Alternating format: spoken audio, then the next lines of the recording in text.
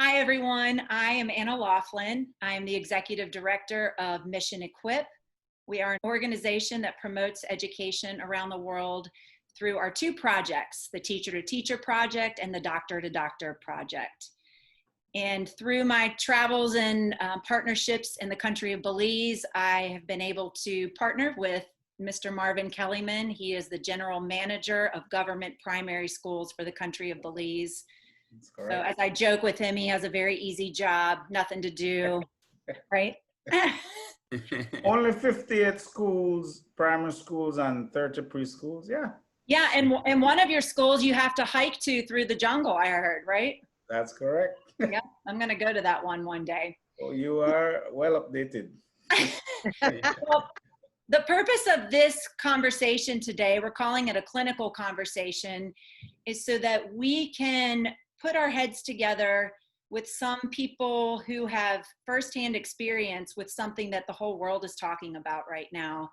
And we all know that to be COVID-19. It's a scary topic to talk about for a lot of people, and particularly teachers thinking about starting school back in just a couple weeks. So we have with us today an epidemiologist, Dr. Adera from Richmond, Virginia, and you will hear a lot more about him and from him in just a few minutes. And then we also have Dr. Nicole Richardson Garcia, and she has had a very crazy experience keeping her two schools in Harlem, in the South Bronx, in New York City, going and functioning in the midst of the epicenter of the pandemic here in the United States. Wow. So we're glad to have her with us today to give us some insight. And we also have Dr. Jeff Laughlin. Dr. Jeff is a pediatric dentist. He also has a master's in international public health. So he is very, very interested in all of this stuff happening in the world of COVID right now. And his most important distinction is that he is my husband. And so I'm especially glad to have him here today. I don't know if we've ever collaborated on something like this, so it's kind of fun. But I'm going to stop talking and I'm going to pass it off to the experts. So Jeff, if you want to guide the conversation from here, we will get started. Sure will. Thanks, Anna. And just to kind of piggyback what you were saying, you know, it's well known in the research that health impacts education, but we also know that the other happens where education impacts health. Mm-hmm. And never has this been more apparent than today as we're dealing with a global pandemic with the effects of COVID-19, and especially looking at it, how it relates to school preparedness and returning to a learning environment that's both safe for the children and for the staff. And I'm very excited to kind of bring together the two parts of Mission Equip, the Doctor to Doctor project and the Teacher to Teacher project, because we are dealing not only with the medical community, but also with the education world to try to tackle what's going on here. And that's also why I'm very excited to introduce Dr. Tole Adera. And for those of you who don't know, Dr. Adera is currently serving as a professor and chair of the Division of Epidemiology in the Department of Family Medicine and Population Health at one of our local universities here, Virginia Commonwealth University. He is very knowledgeable and a leading expert in this field that is focused on the spread of the coronavirus in terms of doing research on risk factors, as well as serving on really significant advisory councils, such as the Department of Health for Ethiopia addressing coronavirus, and for his university as they look to integrate students back into the classroom. So I'd like for him to speak to us for 15 minutes about coronavirus, like we've talked about, including the risk factors, transmission, overall prevention in general terms, and so that we can kind of delve into how it applies to Belize's guidelines for school operation, such as cleaning and disinfecting facilities, hand washing, hygiene, and respiratory etiquette. So I'll be quiet now and turn it over to the expert, Dr. Adera. Thank you. Thank you, Dr. Laughlin. Hello, everyone. I'm glad to be here with you. And what we will do is I will give some introductory remarks, both about Belize as well as about the pandemic that is with us, has been with us for quite some time now. Before I go on to speak about what is COVID-19, what is the scope of this disease, how is this disease spread among people, whether they are adults or children, are there any preventive measures for this disease, how about treatment, how about vaccine? There's so much to talk about, so I would not even start to address every one of them. But let me start by insulting this disease. What do I mean by that? The virus, the coronavirus, is really illiterate. It doesn't know how to read. What do I mean by that? So here, this little organism where scientists are not sure, is this living or is it dead? Is it really a living organism? There have been debates on that. And the reason for that debate is because it cannot live by itself. It is a parasite. For existence and for replication, it needs a host. So why I said it is illiterate is it has the genetic material inside it, either it's a DNA or an RNA virus, but in this case, it cannot read that instruction that is inside it, as many other bacteria do, and replicate itself and behave in that fashion. It just doesn't know how to. So I guess the question is, so if this is an illiterate little microorganism, microscopic organism that we call a virus, how is it that it has caused so much havoc? It is deadly, it is vicious, and we have seen it across the world, and we are learning every day about this disease. I just came from a meeting of some 600 people at the Virginia Commonwealth University, and the entire topic was the coronavirus. What else? Every meeting you go to. So I just ended a half hour ago before I came on to this meeting about this disease. So the entire world is preoccupied with this disease, and for a good reason. Well, this virus is so small, so tiny that it is smaller, about 50 times smaller than some of the bacteria. And so someone actually showed how small is a virus. You can see a grain of salt, and a grain of salt is 10,000 times bigger than the coronavirus. So it's so microscopically, so tiny. And yet we could actually define this virus, and we actually could microscopically envision how it is.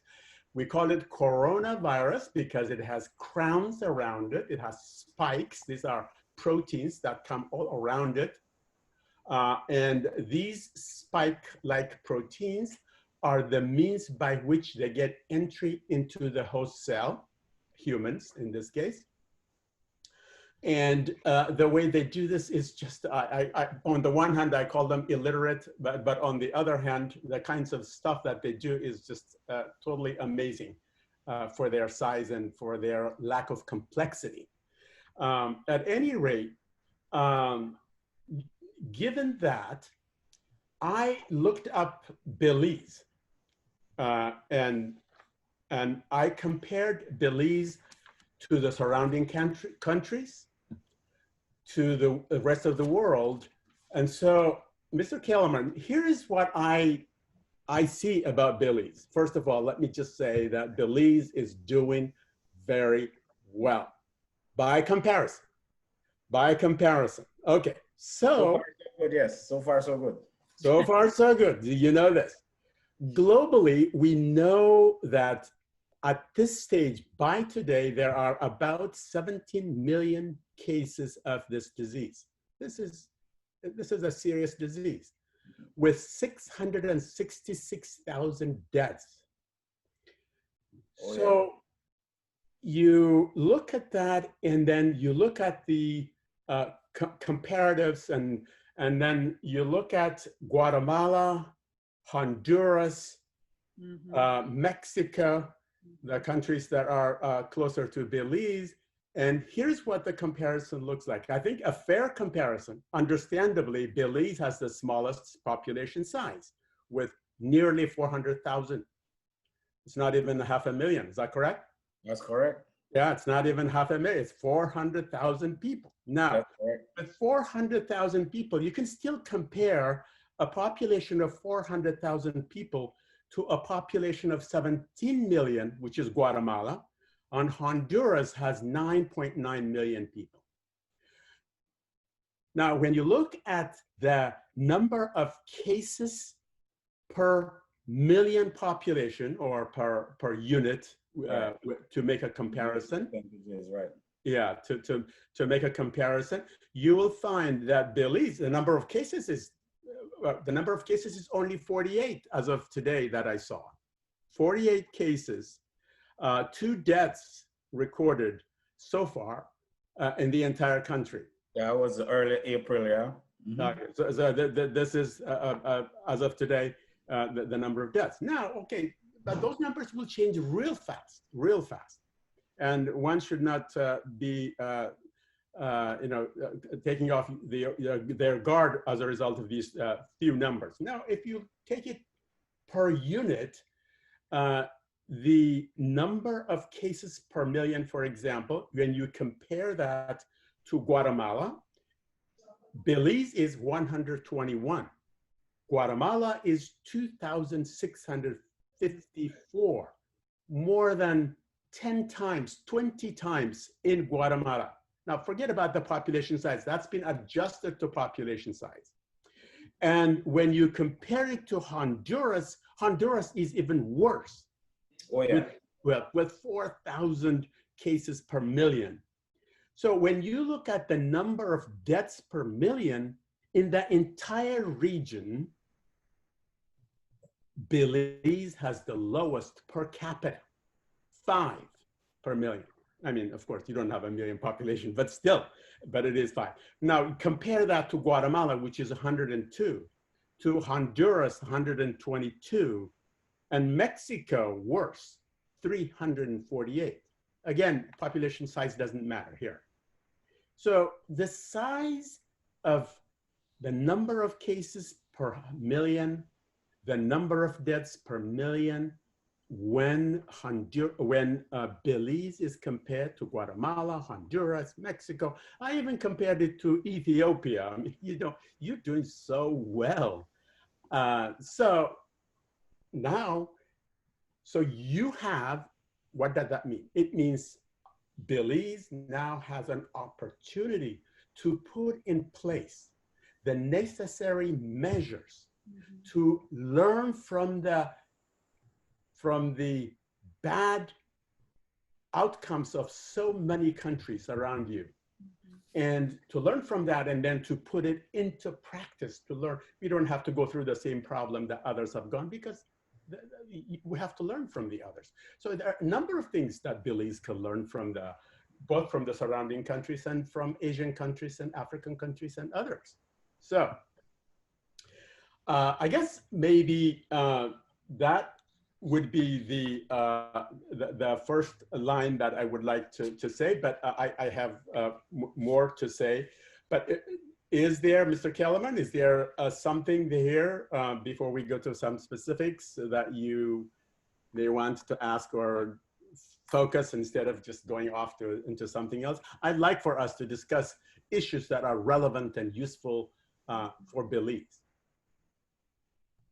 Okay, well, we started the lockdown in early March when Mexico, Honduras, and Guatemala didn't do that. We locked the borders. They're still closed. And we even closed the airports. They're still closed, but our airports will open August 15. Mm. But the borders, due to what's happening in our neighbors there in Mexico, Guatemala, Honduras, the borders will remain closed. Now, we are trying to prepare for the reopening of school. School has been out since March 20. Yes. Oh, it's been out since March 20. Okay. Yeah. And August 10 is the day that we wish to resume formal classes. Yes. Now, a lot of issues some schools have is one, parents have fear their children returning to school, which is normal because this virus has caused a lot of fear in a lot of people. Yes. Because it's easy to fear the unknown. When you watch the news and what's happening around the world and so many cases and so many people dying, it really frightens a lot of people here in Belize. And the understanding is how it spread. Well, you know, it's through droplets. We hear several ways that it can be passed on from one person to the next. Another thing now in Belize is that mask mandated. It's the law now, everyone should wear a mask in public places. When you leave your house, you must wear a mask until you return. Sure. And many businesses, schools, wherever, they're trying to adhere to the social distancing and the sanitization. You know, when you enter a building, it's either wash and they try to sanitize, they try to follow the protocols for controlling this disease. But there are a lot of questions out there and a lot of fear right now for schools. Sure. Sure. Right now with the reopening of schools, we have to implement the shift system in many of our schools due to the numbers. All the students can't be at school at one time due to the numbers, and our classroom sizes are not that huge. Most schools, they're trying to maintain 3 feet social distancing.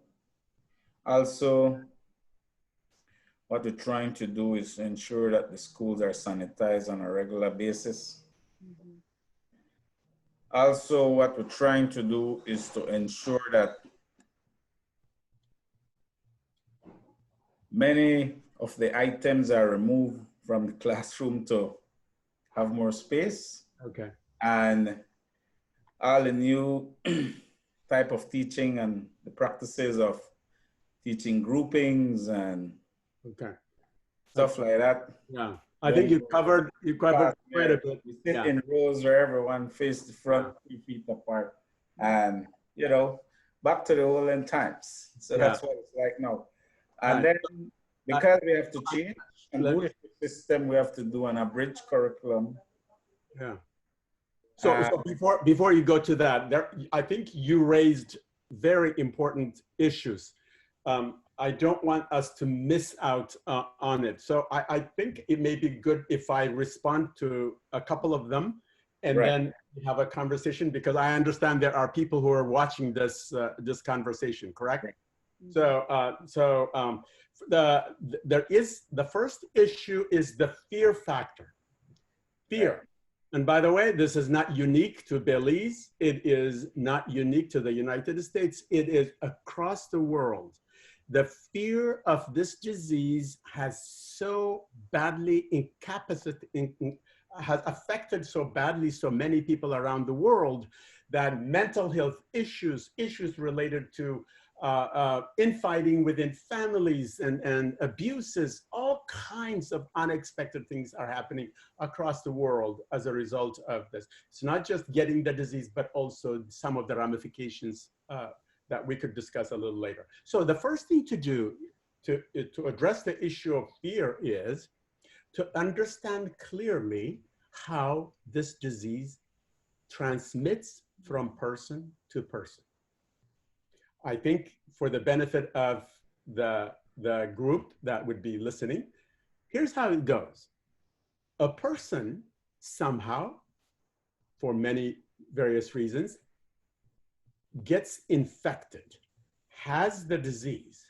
Once the person has the disease, the virus goes into every part of the person's body, specifically in the lungs, the nose, the eye, the mouth, all of those areas, mucous membranes, wherever they are, it is that person's saliva and other things are all loaded with billions and billions of these viruses.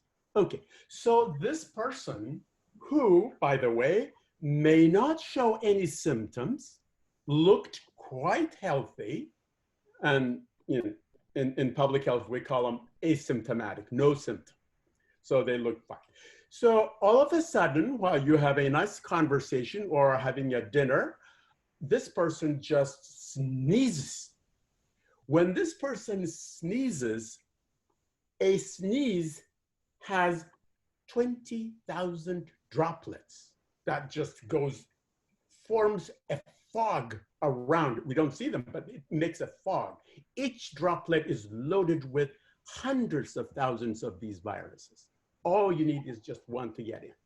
So when this person sneezes and a cloud forms and those viruses find a way, and that way is what we call the ACE2 receptor.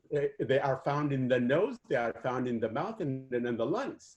When these viruses, with their spikes, that we call them corona, like crown, when they attach themselves to that protein called the ACE2 receptor, it actually burrows deep into that cell and lodges itself in that cell. Then it takes over the cell function and essentially hijacks that specific cell, that person's cell. Now, once it hijacks that cell, it instructs the cell to produce copies and copies and copies of that virus, the genetic material, which is either the DNA or an RNA. So that multiplies.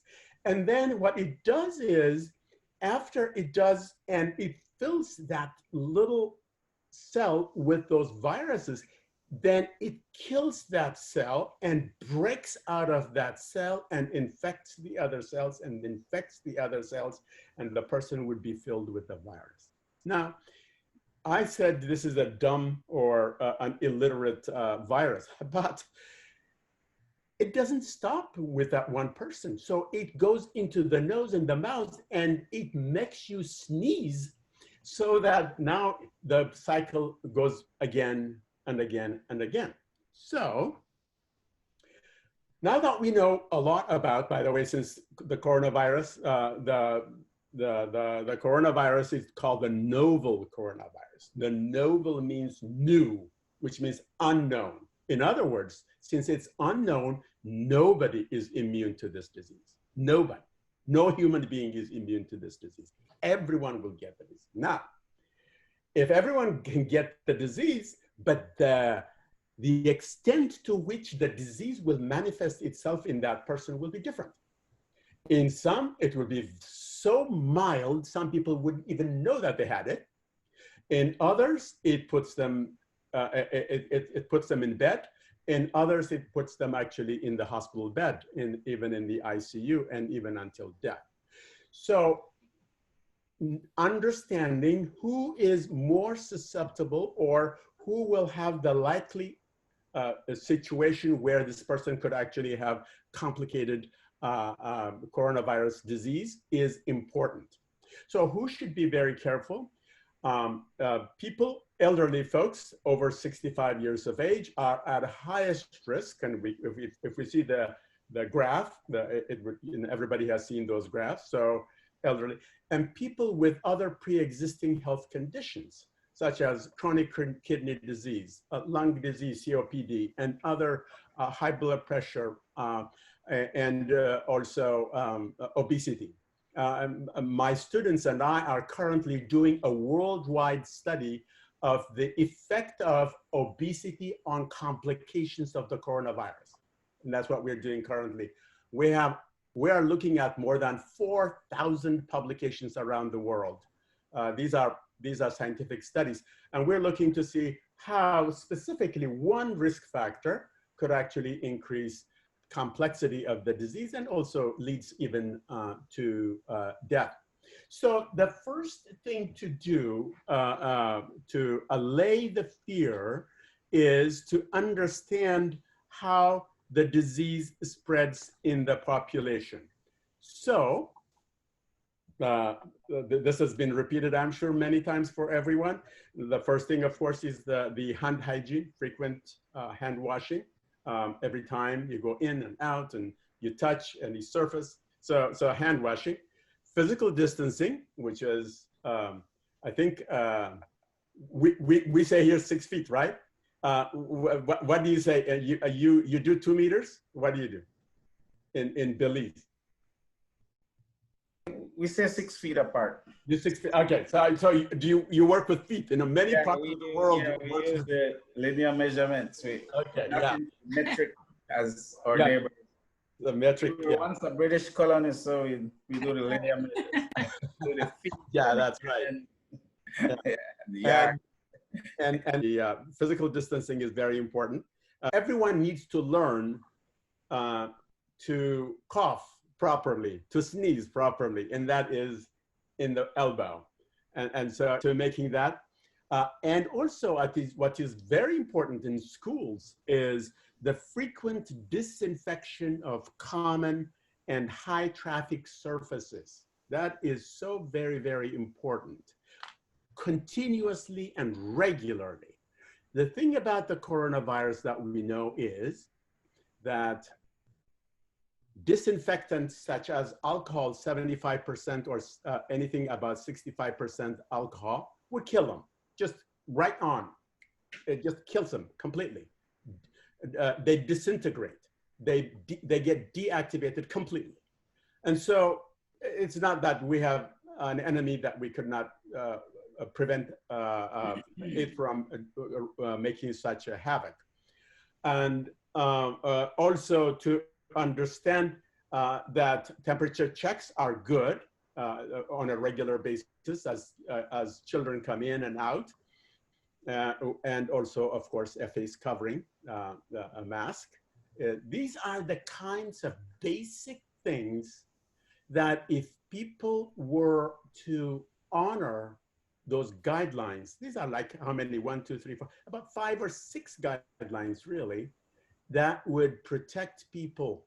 So that I think is one of the areas, is to understand how the disease transmits and to know exactly what to do to prevent the disease from occurring. Can I ask a question? Please. So you talked about disinfecting, and I know that the schools I've talked to that we partner with in Belize are trying to make preparations, but funding is really low. I mean, a lot of these schools don't have a lot of resources. So when we're talking about disinfecting, and is it okay to have wash stations set up with just buckets of water and a bar of soap? Is that enough for children? Oh, absolutely. Yes. Bar of soap and a bucket of water will do. Yes, absolutely. And for how long do they need to do it? And how long do they need to do? That's right. Okay. The advice is to do it for 20 seconds, at least 20 seconds, and to have the soap and to rub it to in between fingers and then the back and doing this for 20 seconds. And the advice is if you can sing happy birthday twice, you could have 20 seconds and so. Soap and water will be terrific, and it could actually take care of the virus for sure. Okay. Thank you for bringing that up. Mm-hmm. You have to be practical when you think about the resources and limitations in some of these schools. I mean, as you're from Ethiopia. And I should be more cognizant of that because I come from Ethiopia myself. Right, right. And so in America, there was a big run on everyone trying to get hand sanitizer. And then a lot of people realized that Oh, let's just use a good old fashioned bar of soap. It's a lot cheaper and more readily available. Yeah, that's true. Okay, Mr. Kellerman, now, can you, I just don't want to Yes, go on and on. right. I wanted, Oh, that was the fear factor. And then also another addition to the fear factor is how long will we have soap and sanitizer and everything to keep this clean? But the teachers will figure that out. The next issue that adds to their fear is that one, the law now is that we must use face masks. yes. And from standard 2, which will be like grade 4 for you, grade 4 and above must use the face mask even during class, and teachers are to use the mask as well. They're to teach with the mask. Yeah. And for some of them, they're having trouble, they're having difficulty. Yes. Because one, having the mask on for long periods of time, you know, the oxygen does not go to the brain as it should. And also, is there a limit, or there's a time that you should have on the mask and after a while you must give it a rest? Because for going for hours with the mask on, what can you tell us about that? Sure. Okay.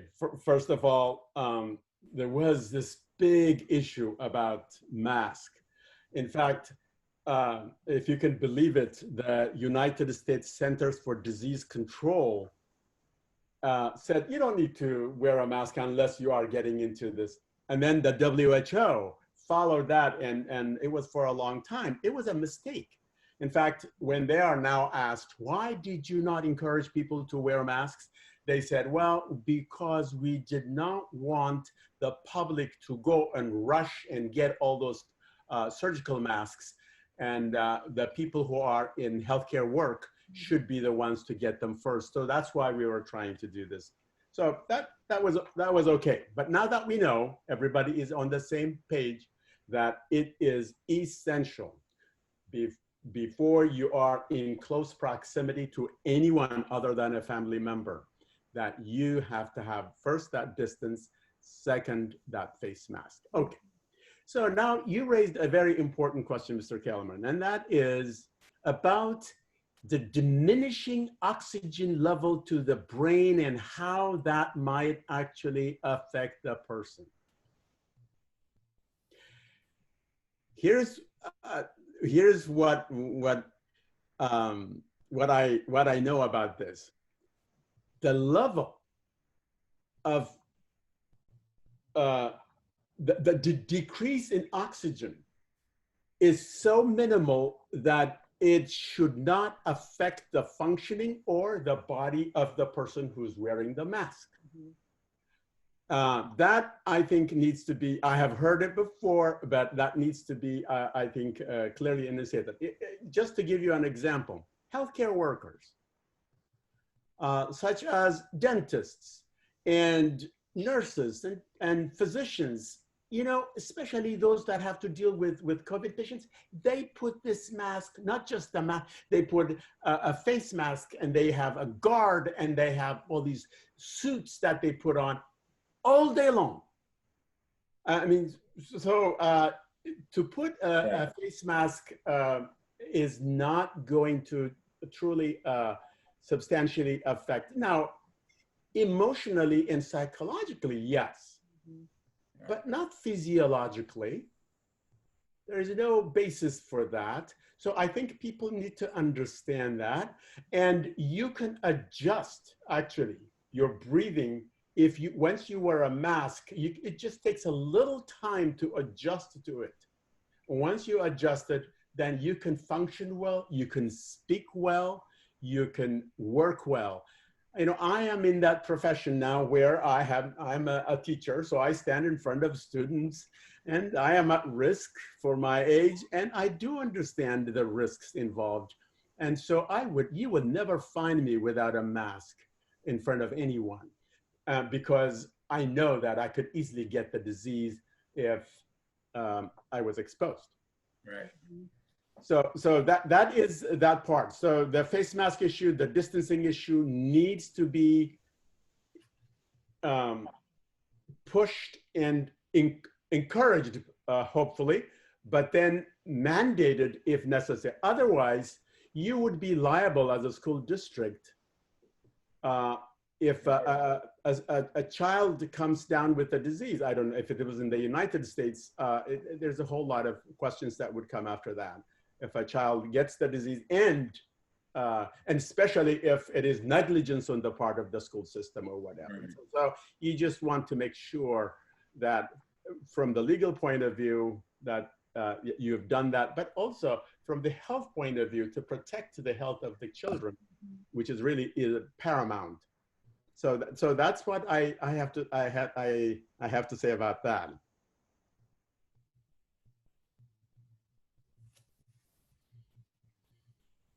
I couldn't hear you, Mr. Kellerman. You're muted.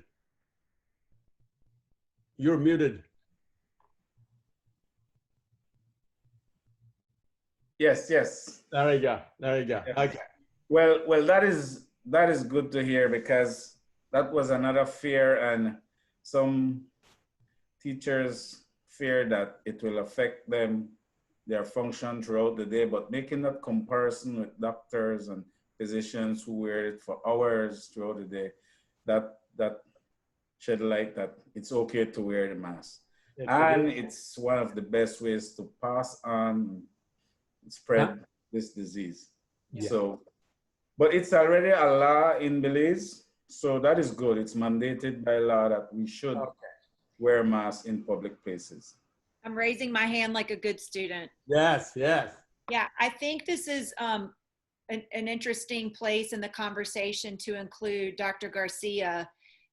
We were talking just yesterday about the whole mask issue, and Dr. Garcia, do you want to chime in on the situation in the schools and just your idea about taking breathing breaks and things like that, and kind of supporting that emotional side that Mr. Kellyman was talking about? I think that two of the components that are going to be important for reentry are flexibility and communication. And I'm glad to see Mr. Kellerman already has a really great handle on getting some of the concerns captured of the teachers and the families, because that's going to be critical. Here in New York, that definitely, we have many more cases than they do in Belize. This actually in the South Bronx, which is where one of my schools is located, was like, even though New York in itself was an epicenter, the South Bronx was an epicenter for the city of New York. It's one of the most impoverished areas in the country. And so for a lot of our families, it is challenging. And in those respects, there are some ways that we are like Belize, in that there are some areas that are a little bit more challenging to be able to always have compliance with the things that we need to be effective. But it's going to be important to be flexible. As you mentioned, Mr. Kellerman, about having to remove the teacher desks and not being able to have the reading tables in the classrooms, and to make space for those 6 feet is really important. Also, just reminding the staff and the families that things are going to be a little bit different, but we all have to be flexible. And at any time, things could change on a dime, because sometimes regulations and research and things like that are changing. And so the advice, like about the mask, first don't wear the mask, then do wear the mask. So we just kind of have to be flexible, and we have to communicate those things effectively, because things are going to be different than before. Here, we're not going to be able to do music class because the kids can't sing because of the spray. And that also impacts choral reading. So we're not going to be able to do that.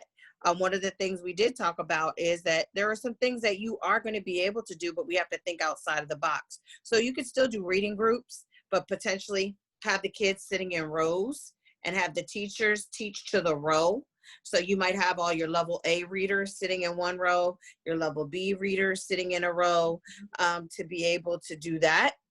In terms of communication is important because teachers are on the front lines and they'll be able to give you feedback on what's working and what's not. And they may have great ideas. And as the principals, we know as leaders that we are not the holders of all knowledge. And so we have to be prepared that any good idea can come from anyone at any time. And especially in a case like this, where we don't know what the different challenges could be from day to day, we have to be prepared to hear from those people on the front lines. The hygiene and cleanliness of the classroom is going to be really, really important. And we also have to be mindful that it's going to be an additional responsibility for these teachers to have to take on top of the things that they already do.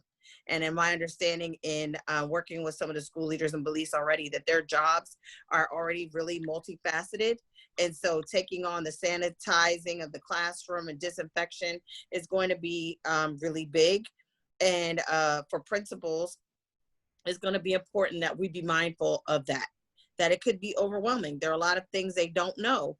And so we have to be prepared to communicate those things and to be able to support them. And even with families, I think maintaining communication with all stakeholders is going to be really important. Here in New York, what we do, every 2 weeks, I meet with all the parents from my school, every 2 weeks. And even though we are in quarantine, kind of, mostly, we do Zoom meetings, but it doesn't have to be Zoom.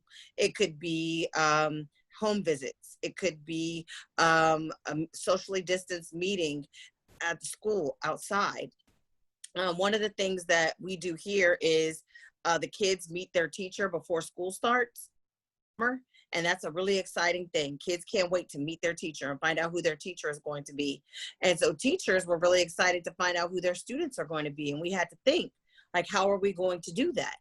And so the idea we came up with was a greet and go.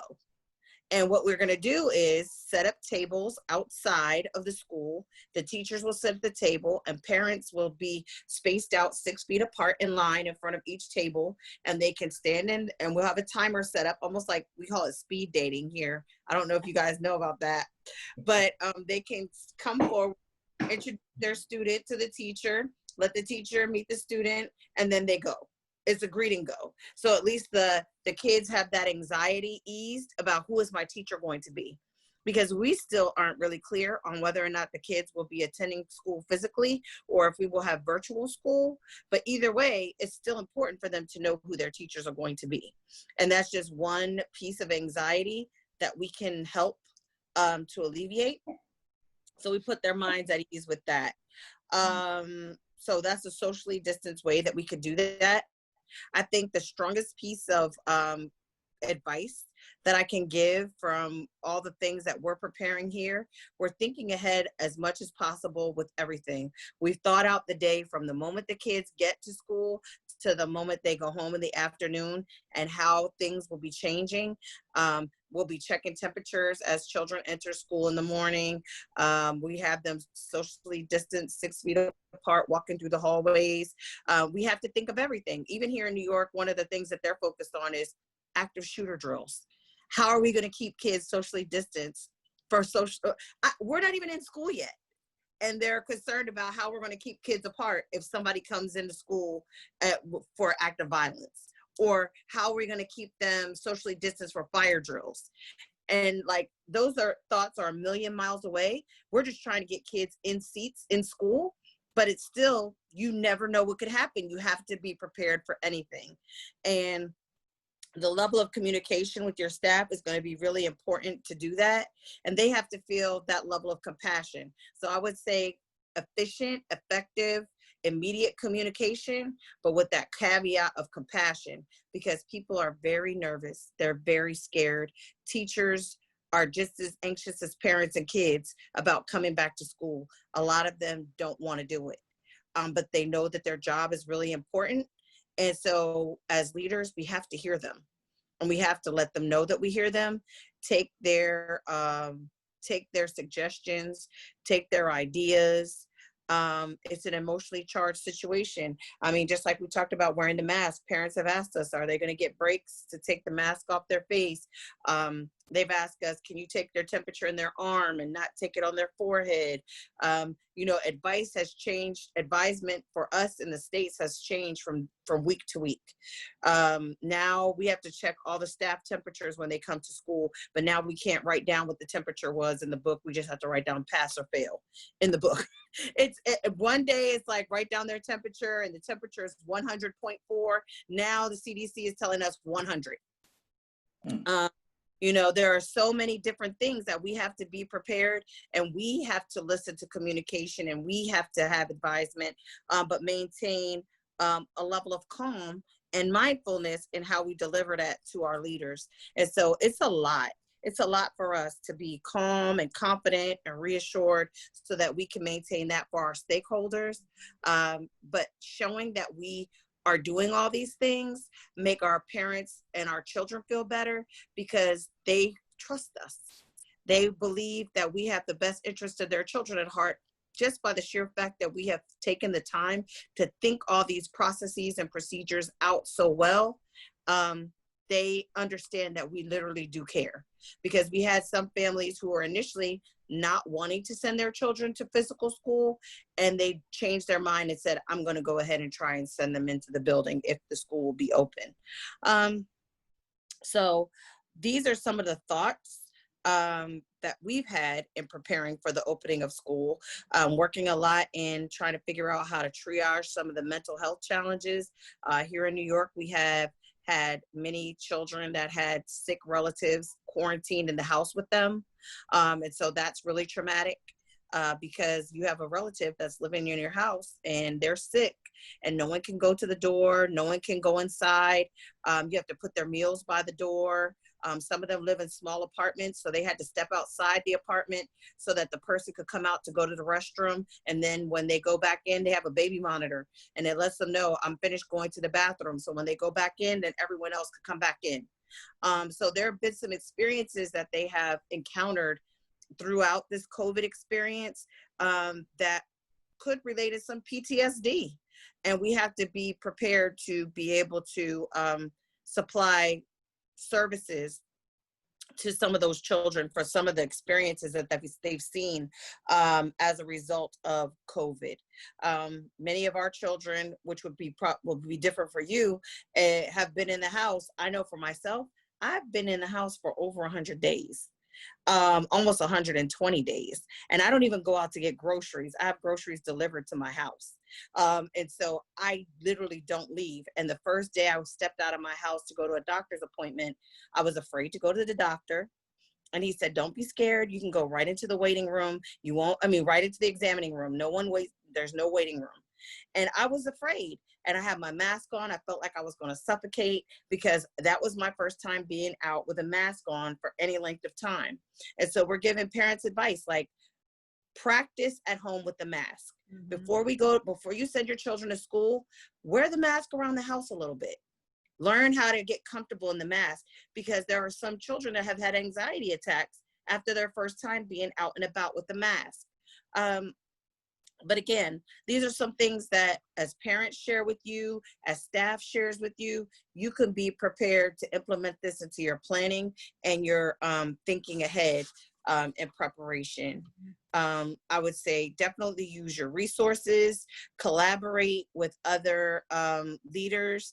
I'm definitely available as a resource if you want to troubleshoot or come up with ideas, just in anything that if you run up against the wall in terms of planning. I know things look a little different in Belize, but also I do have experience living in environments.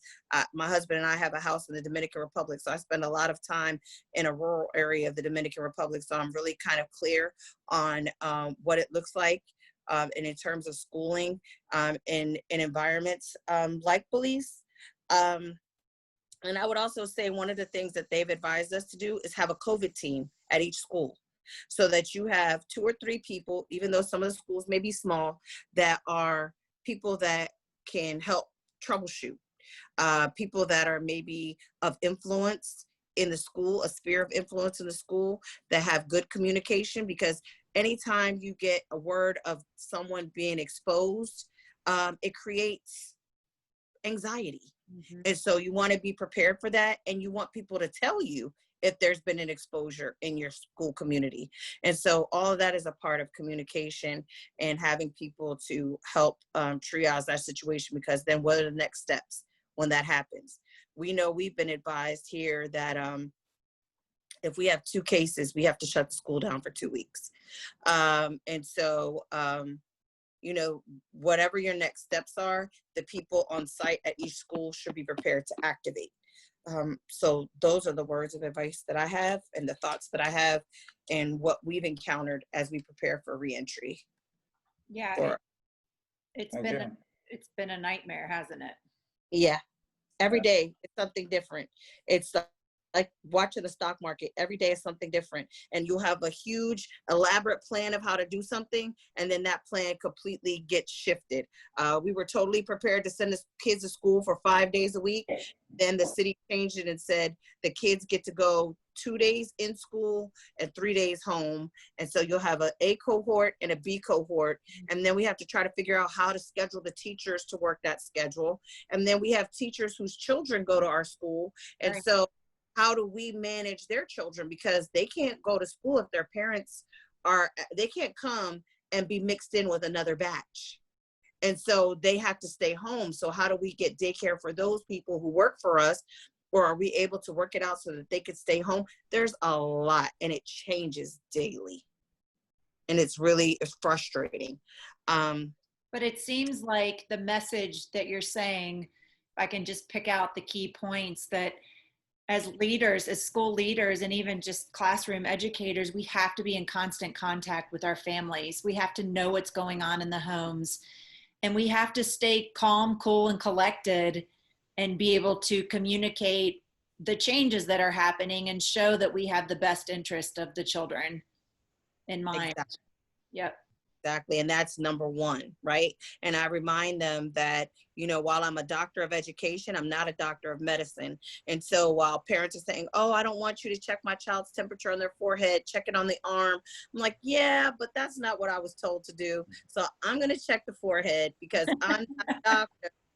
And so I can't just decide I'm going to do something different. And then knowing that if I do take it upon myself to do something different, that people's lives are at risk, Yeah. right? It's game over. It's not an option for me to just unilaterally change regulations. Yeah. So it's a lot. Well, Nicole, Yeah. Sorry. no, I go was ahead. just gonna say, If anyone has a question, Nicole has to hop off the meeting here in the next couple minutes. So that's why we tried to pull her in quickly. Jeff, did you have a question? No, I didn't have a question. I was just gonna, I found it very insightful and brought up by Mr. Kellyman, the idea of fear surrounding this and seeing how Dr. Adera has brought it to the individual level of things that we can do to allay those fears. And then Dr. Richardson Garcia has talked about it from a more community school level of practical ways with communication and things like that to also address those fears so that we can, in turn, you know, try to do what we can to address the coronavirus and have these kids, you know, return to school. So I appreciated that, and thank you both for that. Yeah.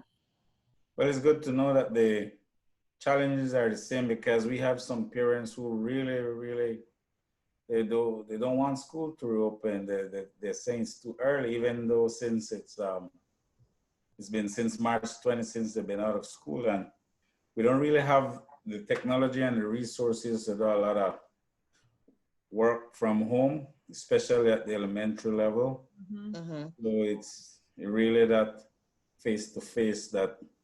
And then another challenge of now, you mentioned it, that we have to do some days at home, some days at school, and the parents will have the challenge now, while I'm at work, you'll be at home babysitting, and the challenges of juggling. Yeah, so it's a lot of factors to look into, and I'm sure that the month of August for us here in Belize, especially that first week, will be a lot of trial and error to see what works best and trying to figure out, and sure, school leaders will have to be very flexible. That's the word. That's the word right now, flexible. Yeah. If I could say, I think you said it correctly, Mr. Kellerman, when you said that the challenges that you're facing are similar to the challenges that we are facing here in the United States. One of the things that we are currently going on in my university is to answer this question, the question is, okay, we're now getting ready to open. What are the conditions under which this university might restrict, partially close, or close entirely? Going through that discussion, that thinking is, I think, very important at early stage. And in that committee, this is my assignment. My assignment was to come up with a plan of with a scenario of what if scenario. What if we have a case, a student develops this disease? What if there is an outbreak within a dormitory, for example? What are the steps that you have already placed in place to act before it happens? So that and so I sent my documentation after working on it for quite some time for a committee review today. And so we are going through this issue called decision triggers. So if XYZ happens, this will happen. If ABC happens, that will happen.